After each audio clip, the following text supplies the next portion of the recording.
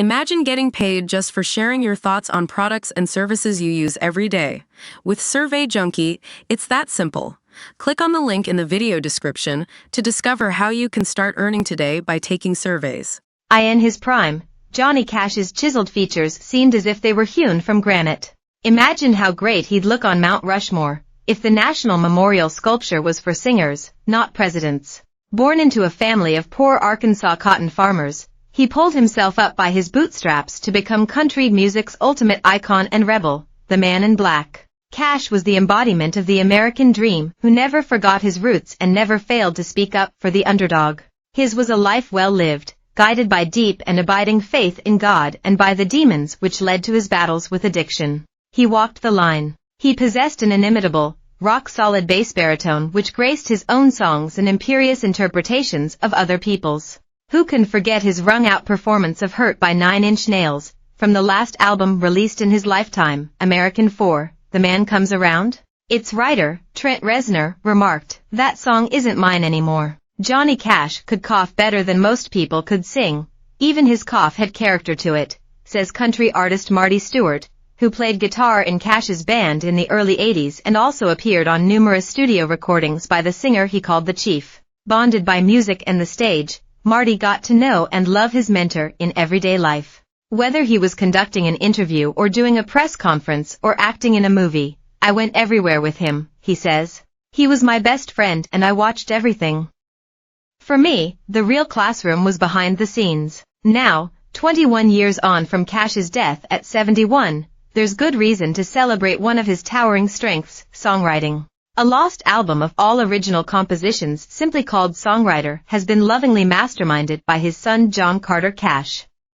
By taking that immense voice from 1993 sessions and providing crisp new accompaniments courtesy of Cash Associates, including Marty and Family, the 11 tracks are a testament to his pithy and profound way with words. Bob Dylan, no less, called Cash a poet laureate of American songwriting, and for good reason. His finest songs include I Walk the Line, Get Rhythm, Big River, I Still Miss Someone, Folsom Prison Blues, 5 Feet High and Rising, The Man Comes Around, the list goes on. His efforts on songwriter such as Hello Out There, Drive On and She Sang Sweet Baby James are worthy of a place alongside them. On his travels, Cash would carry a black leather briefcase with a gold JC monogram and a big shoulder bag. The person he was hardest on was himself. Looking at these, songwriter, recordings helps bring up the beauty and the strength he never lost. He'd take a Bible, 4 or 5 hardbacks, some pens, and notebooks, says John, the only child of his dad's marriage to the love of his life, June. Cash never knew when he might need to jot down an idea or a lyric or even a complete song. He lived his life and then the music would come, John tells me via video call from his home in Tennessee. When he died on September 12, 2003, just 4 months after June, Cash left behind so many of those notebooks. No doubt many of his jottings led to the tracks on Songwriter, from his vivid study in Redemption, Hello Out There, through to Like a Soldier, on which he compares himself to a war survivor with PTSD, getting over his crazy days and lawless ways. John gives Hello Out There a special mention. It is timeless and beautiful and one of my favorite songs, he says. Every time it goes to the bridge, I can't help but cry almost. In early 1993, when Cash committed these songs to tape, he wasn't in the best shape and his once mighty career was at a crossroads. He wasn't looking to release a record, says John.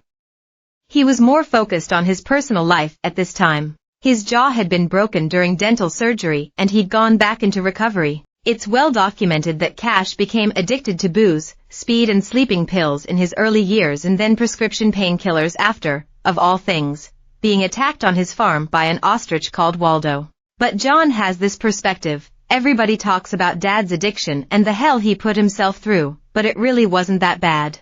I've always tried to follow Dad's wishes. It made no sense to him to release these recordings, so, for a long time, it didn't make sense to me.